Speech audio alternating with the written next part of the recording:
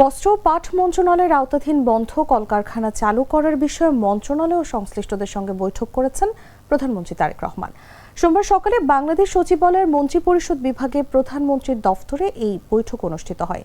এ সময় বাণিজ্য, বস্ত্র ও পাট মন্ত্রণালয়ের মন্ত্রী খন্দকার আব্দুল মুকতাদির, প্রধানমন্ত্রীর রাজনৈতিক এবং শিল্প বিষয়ক উপদেষ্টা রুহুল কবির রিজভী, বস্ত্র ও পাট মন্ত্রণালয়ের প্রতিমন্ত্রী শরীফুল আলম, বাংলাদেশ বিনিয়োগ উন্নয়ন কর্তৃপক্ষের নির্বাহী চেয়ারম্যান চৌধুরী আশিক মাহমুদ বিন হারুন সহ সংশ্লিষ্টরা উপস্থিত ছিলেন।